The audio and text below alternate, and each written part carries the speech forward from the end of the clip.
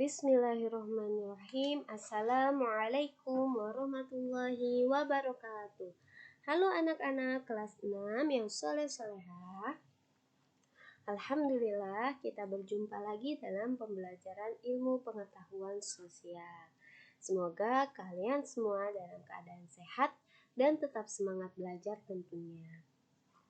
Ibu ucapkan terima kasih kepada kalian yang telah like, subscribe, dan untuk kalian yang belum like, belum subscribe, jangan lupa untuk mengklik tombol subscribe-nya.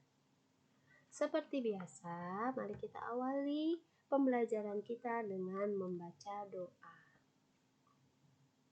Bismillahirrahmanirrahim. Rabbi zidni ilma warzuqni fahma waj'alni minas shalihin. Ya Allah, tambahkanlah aku ilmu dan berilah aku kemampuan untuk memahaminya, dan jadikanlah aku termasuk golongan orang-orang yang saleh. Pada video pembelajaran kali ini, kita akan belajar tentang potensi ekonomi negara-negara anggota ASEAN.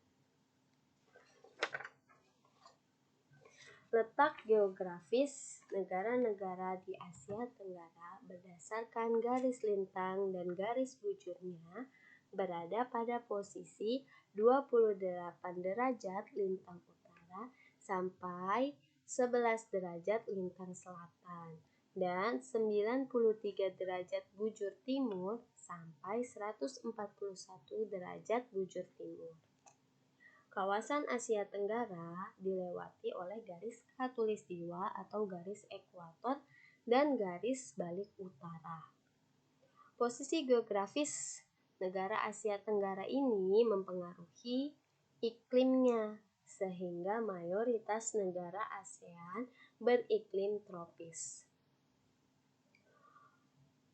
Dengan berada di sekitar garis khatulistiwa, negara-negara Asia Tenggara memiliki suhu udara, curah hujan, kelembapan yang rata-rata tinggi, serta terjadinya hujan zenital, sehingga sangat mendukung dalam proses pertanian sepanjang tahun tanpa adanya masa istirahat. Iklim tropis juga menyebabkan adanya keragaman flora dan fauna. Kondisi geografis tentunya akan mempengaruhi sumber daya alam yang dihasilkan, sehingga kemudian mempengaruhi kegiatan ekonomi penduduknya.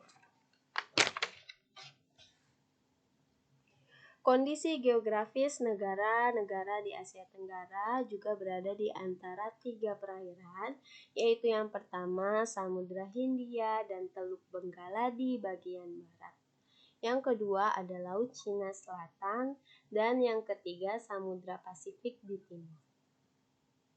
Wilayah Asia Tenggara ini berdasarkan daratannya terbagi menjadi 2, yaitu yang pertama berbentuk semenanjung, yaitu negara-negaranya ada negara Myanmar, Thailand, Laos, Kamboja, Vietnam, dan Malaysia bagian barat.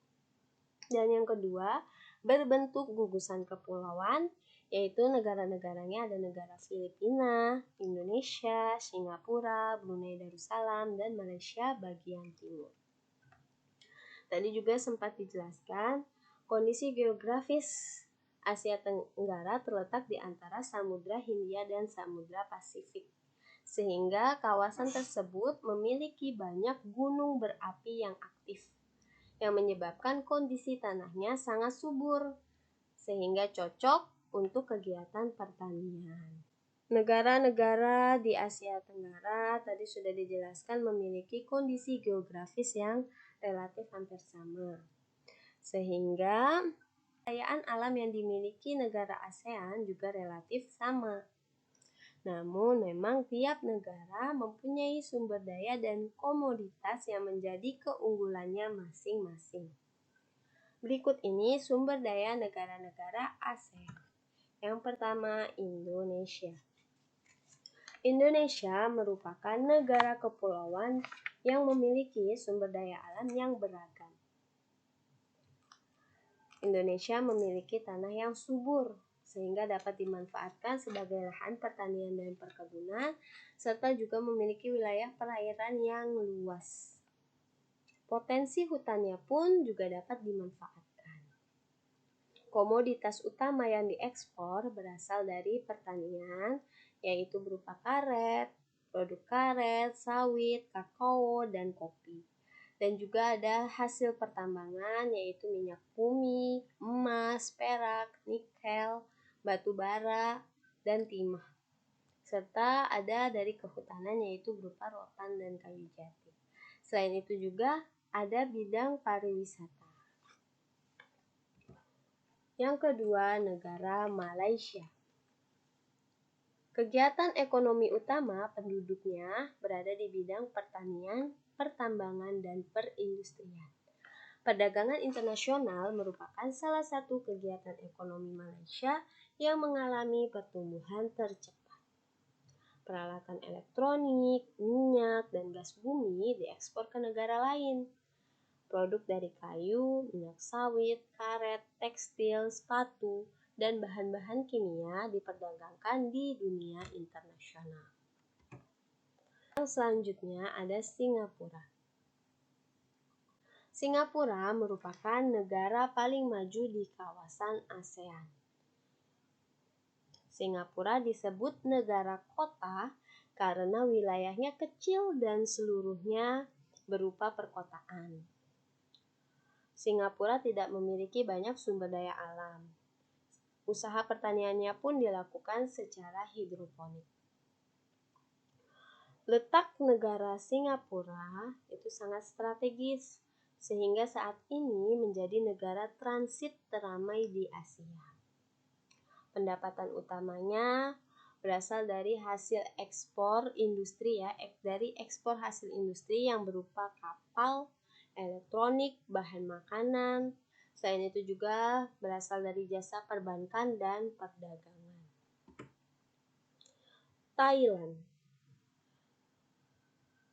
Thailand merupakan lumbung beras di kawasan Asia Tenggara.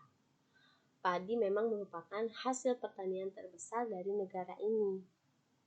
Selain itu, perkebunan, kehutanan, pertambangan, dan industri juga merupakan kegiatan ekonomi penduduknya. Saat ini, penghasilan utamanya berasal dari sektor pariwisata, karena keunikan bangunan budaya di Thailand menjadi daya tarik tersendiri bagi para wisatawan mancanegara.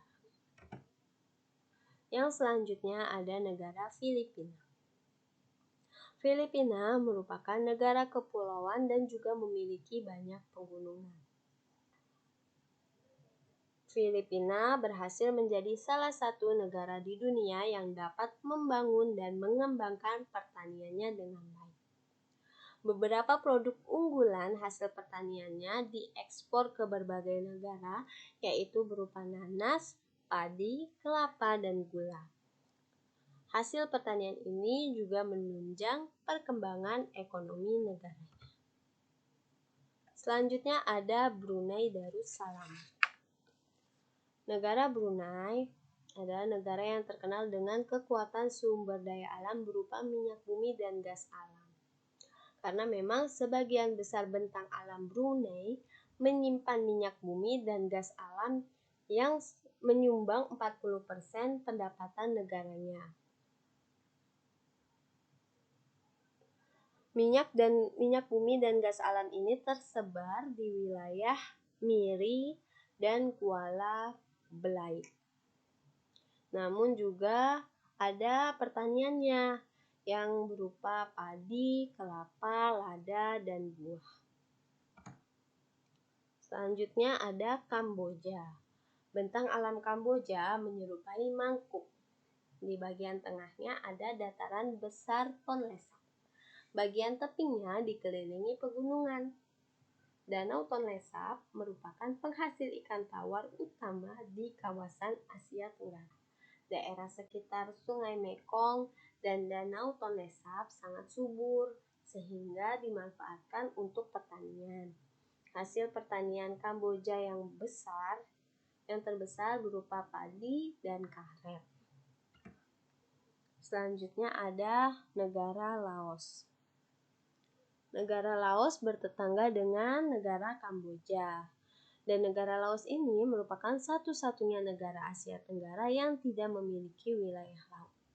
Sehingga sumber perikanannya berasal dari sungai, yaitu Sungai Mekong. Sama seperti di Kamboja, kegiatan pertanian banyak dilakukan di sepanjang aliran sungai ini. Hasil utamanya berupa padi dan jagung, tapi ada juga hasil lainnya berupa kapas, kopi, tembakau, sayuran, pisang, pepaya, dan kelapa. Selanjutnya ada negara Vietnam. Vietnam termasuk negara agraris dan terkenal dalam hal irigasinya. Kawasan Sungai Mekong terkenal dengan penghasil beras. Namun, selain beras, hasil pertaniannya juga berupa kopi, teh, tebu, dan jagung. Sementara hasil utama tambang itu berupa batu bara. Setelah pulih dari Perang Vietnam, negara ini mulai berkembang di berbagai sektor perekonomiannya. Sehingga selain dalam bidang pertanian, ada pariwisata juga yang mendukung perkembangan ekonomi, serta ada bidang pendukung lainnya seperti usaha jasa di bidang perhotelan, restoran, serta transportasi yang juga turut berkembang pesat.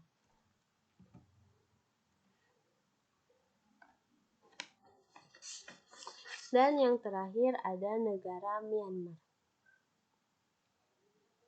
Mata pencaharian utamanya berasal dari pertanian, perkebunan, dan pertambangan, di mana hasil pertaniannya berupa padi, yaitu padi hasil utamanya di sana, dan Myanmar juga merupakan salah satu penghasil padi terbesar di Asia. Nah, beberapa wilayah di Myanmar menghasilkan sumber daya alam yang beragam. Contohnya ada tembakau yang banyak terdapat di lembah Sungai Sitang, teh yang banyak terdapat di Plato San, dan sayuran yang banyak terdapat di pantai Arakanyoma. Wilayah Tanah Serim dimanfaatkan untuk wilayah pertambangan yang menghasilkan timah. Ya, alhamdulillah selesai sudah paparan materi dari Ibu hari ini. Semoga bisa kalian pahami dan mengerti, dan untuk lebih memahaminya lagi kalian bisa membacanya di buku tematik kalian ya. Baik anak-anak kelas 6 yang soleh-solehah, sampai jumpa di video berikutnya. Tetap semangat, raih prestasi, jadi anak hebat, sukses dunia akhirat. Bismillah, kita pasti bisa. Wassalamualaikum warahmatullahi wabarakatuh.